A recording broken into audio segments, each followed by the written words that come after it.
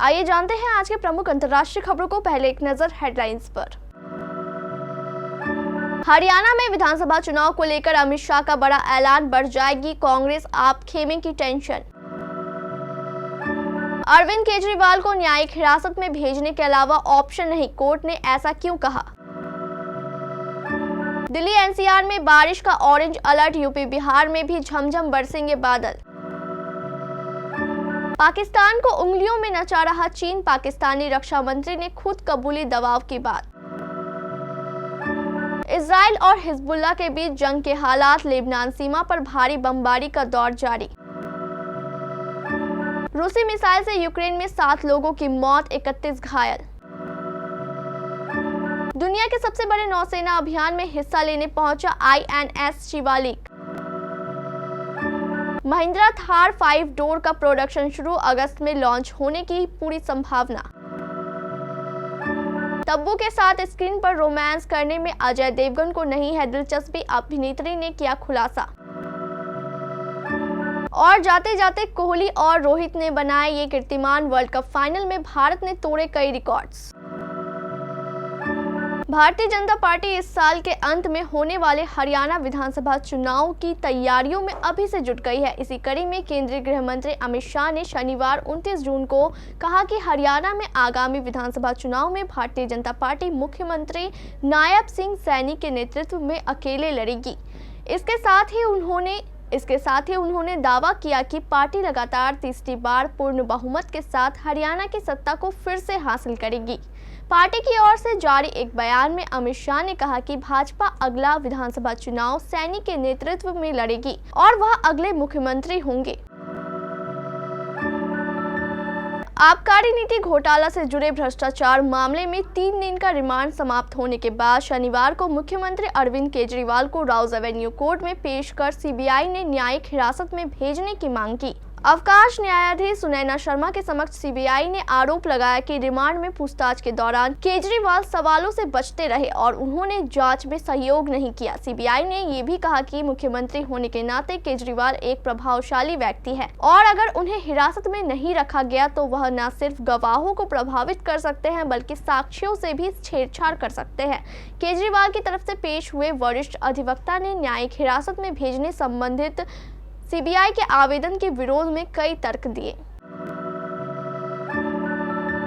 Delhi NCR में शनिवार को आसमान में बादल छाए रहे। दिल्ली एनसीआर सहित कई राज्यों में मॉनसून ने दस्तक दे दी है। मौसम विभाग ने दिल्ली एनसीआर में 3 दिनों के लिए ऑरेंज अलर्ट जारी कर दिया है।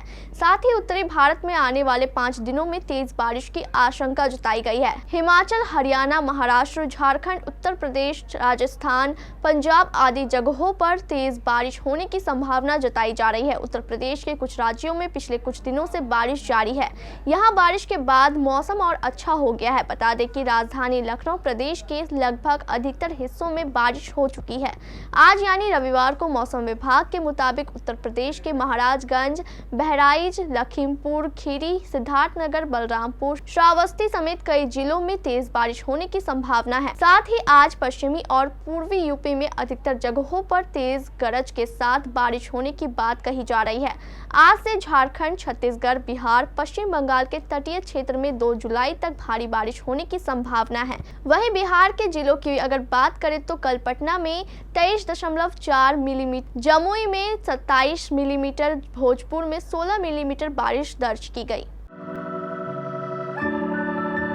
पाकिस्तान के रक्षा मंत्री ख्वाजा आसिफ ने चरमपंथी विरोधी सैन्य ऑपरेशन अज़्म इंतकाम को लेकर चीन के दबाव पर पहली बार बात की है। आसिफ ने मीडिया रिपोर्ट में दिए गए एक इंटरव्यू में स्वीकार किया है कि चीन पाकिस्तान इकोनॉमिक कॉरिडोर यानी CPEC को लेकर चीन की सुरक्षा चिंताएं हैं। चीन चाहता है कि CPEC के तहत जिन इलाकों में काम चल रहा है और उसके नागरिक वहां मौजूद हैं, उन इलाकों में सुरक्षा स्थिति ठीक होनी चाहिए। हालांकि उन्होंने कहा कि अभियान शुरू करने के लिए चीन की तरफ से दबाव नहीं है। इसके साथ ही पाकिस्तानी रक्षा मंत्री ने अफगानिस्तान के अंदर सैन्य अभियान पर भी अपना जवाब दिया। चरमपंथी विरोधी अभियान को लेकर चीनी दबाव को लेकर सवाल पर आसिफ ने कहा, कोई दबाव नहीं है। उनका ये दबाव जरूर है कि वो यहाँ पर इन्वेस्टमेंट करना चाहते हैं। CPEC 2 लॉन्च करना चाहते हैं। इसे लेकर उनकी सुरक्षा चिंताएं हैं। जब तक हम उन्हें पूरी सुरक्षा मुहैया कराते रहेंगे, उनको अच्छा लगेगा कि पाकिस्तान महफूज है।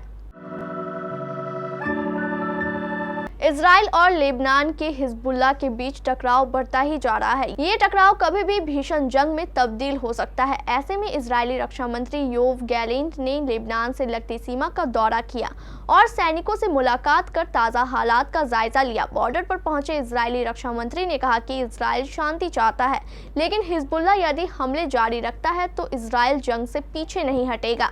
हालांकि उन्होंने ये भी कहा है कि उत्तर में सैन्य टकराव का एक राजनीतिक विकल्प तैयार किया जा रहा है। रक्षा मंत्री योव गैलेंट ने कहा, हमारे विकल्प महत्वपूर्ण हैं।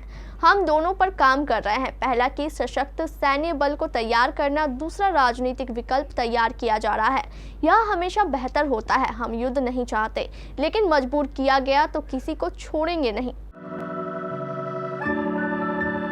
रूस ने यूक्रेन के शहर विलियांस्क में मिसाइलें दागी, जिसमें 7 लोगों की मौत हो गई, जबकि 31 लोग घायल हो गए। यूक्रेन के अधिकारियों ने इसकी जानकारी दी है। अधिकारियों ने बताया कि रूस की सेना ने शनिवार को दक्षिणी पूर्वी यूक्रेनी शहर जापोरिजिया के बाहर विलियांस्क शहर पर मिसाइलें दागी है, जिसमें 2 बच्चों सहित 7 लोगों की मौत हो गई। वहीं यूक्रेन के राष्ट्रपति व्लादिमीर जेलेंस्की ने सहयोगियों से मदद मांगी है। जेलेंस्की ने सहयोगी देशों से लंबी दूरी के हथियार मुहैया कराने और अपने देश पर हो रहे हमलों से रक्षा की अपील की है। यूक्रेन के अभियोजक जनरल एंड्रे कोस्टिन ने कहा कि शहर पर 2 मिसाइलें दागी गई है। इसमें बुनियादी ढांचे, एक दुकान और आवासीय इमारतों को नुकसान पहुंचा है। रूसी हमले के बाद अग्निशमन कर्मियों ने कई इमारतों में लगी आग पर काबू पाते हुए बचाव कार्य पूरा कर लिया है।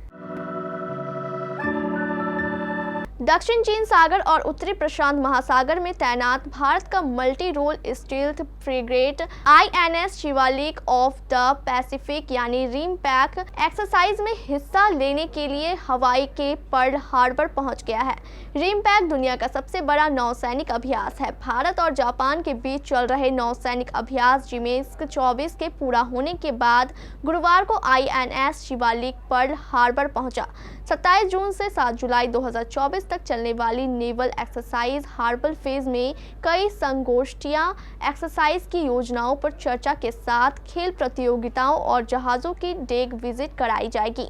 रिमपैक 24 के समुद्री चरण को 3 उप चरणों में बांटा गया है, जिसमें पहले 2 उप चरणों के दौरान जहाज बेसिक और एडवांस लेवल की इंडिगेशन एक्सरसाइज होगी। वहीं इसका समापन थिएटर स्तर पर बड़े बलों के सामरिक अभ्यास के साथ होगा।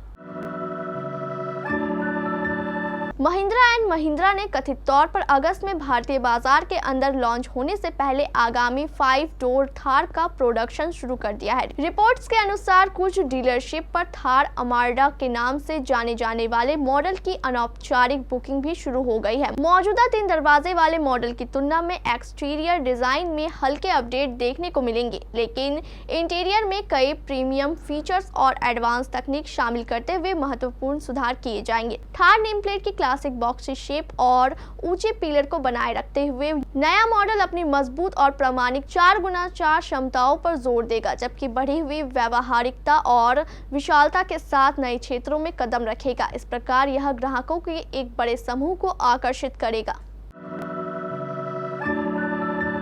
अजय देवगन और तब्बू की जोड़ी बड़े पर्दे पर लोगों को काफी पसंद आती है। दोनों के एक साथ विजय पथ, हकीकत, दृश्यम, दे दे प्यार दे, दृश्यम 2 और भोला जैसी फिल्मों से दर्शकों का खूब मनोरंजन किया है। जल्द ही वे रोमांटिक थ्रिलर फिल्म औरों में कहाँ दम था में नजर आने वाले हैं। फिलहाल दोनों इस फिल्म का जोर शोर से प्रचार कर रहे हैं। इसी बीच हाल ही में तब्बू ने एक साक्षात्कार के दौरान अजय देवगन को लेकर अपनी राय व्यक्त की। एक बातचीत के दौरान उन्होंने कहा कि रोमांटिक फिल्मों में काम करने के बावजूद उन्हें लगता है कि अजय देवगन स्क्रीन पर उनके साथ रोमांस करने के लिए उत्साहित नहीं रहते हैं।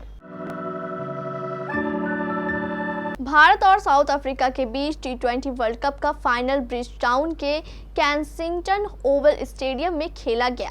सांसें रोक देने वाले हर पल पलट रहे इस मैच में साउथ अफ्रीका को भारत ने फाइनल में रोमांचक अंदाज में 7 रनों से हरा दिया। 29 जून को हुए इस फाइनल मुकाबले में भारत ने जीतकर इतिहास रचा। भारतीय टीम ने पहले खेलते हुए 7 विकेट में 176 रन का स्कोर खड़ा किया। जवाब में साउथ अफ्रीका ने 20 ओवर्स में 8 विकेट के साथ 169 रन बनाकर लक्ष्य से 7 रन दूर रह गए।